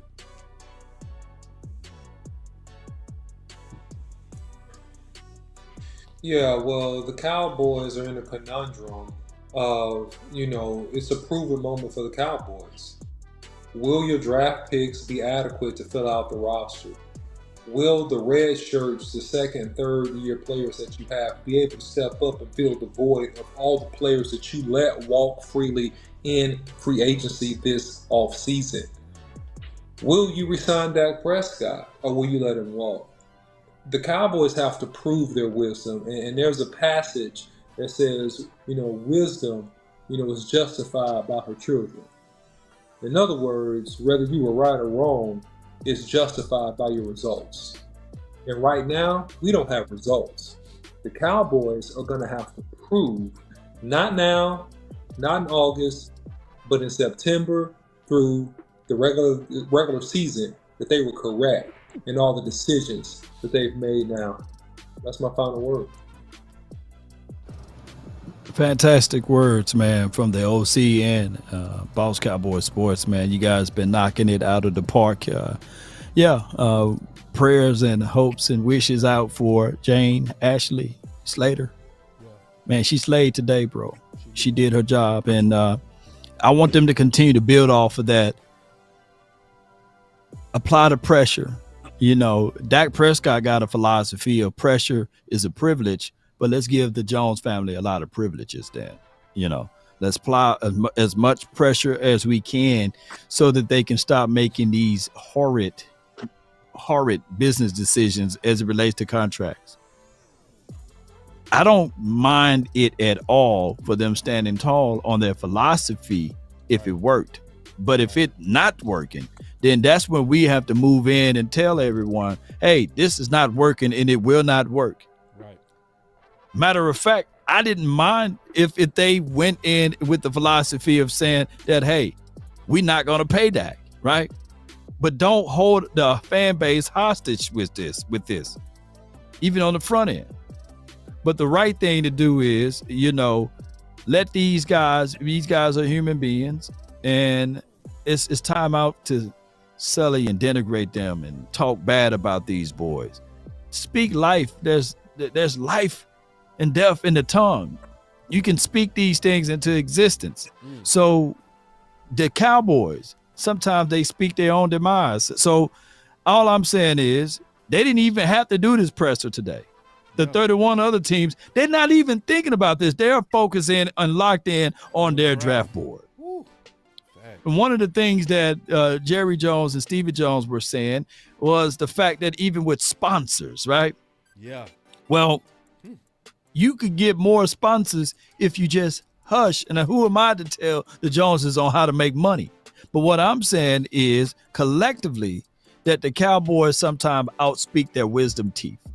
Look, go into this draft. We got 7 picks as of today, right? Go in this draft. Go with best player available.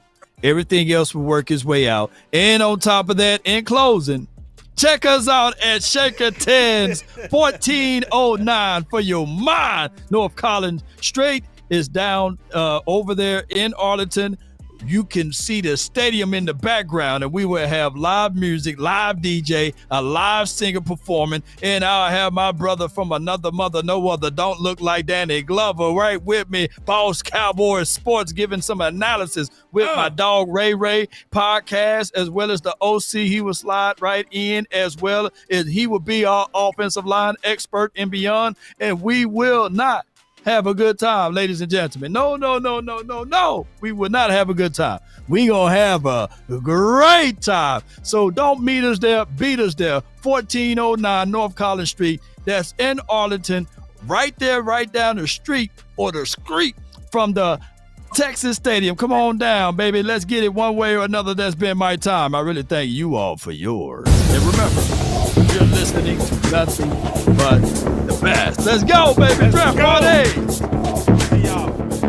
If you want it, you can get it. Let's go. Yeah. I just wanna run it up. Kinda check or something. I've been really in the field, let up. I've been really in the field, let her rush, I let her feel. Lately, I just wanna run it up. Don't need no deals, I make the deal. Have to take it to a meal. Lately, I just wanna run it up. Yeah. Kinda check us on. Lately, I just wanna run it up.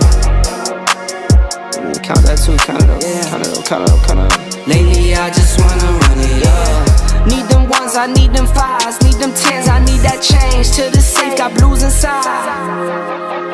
Greens and pinks, it's all the same. I still save and roll my change. Take some losses when I play, charge it to the game. I'm with L, yeah, I'm with T Black, I'm with Reverend now. I'm with Bay, yeah, I'm with Jay, yeah, I'm with Chuck and now. Still the same, not switching sides, now it's about loyalty. You switch sides off for the bag, and that's worth more to me. I mix Nike with designer, I experiment. You just rock what's on the shelf, and I'm not feeling it. Search for the one, but baby girl, it's nothing real as this. Can't trust a soul, I keep a hammer, call it too legit. I've been really in the field, let her rush, I let her feel. Lately, I just wanna run it up.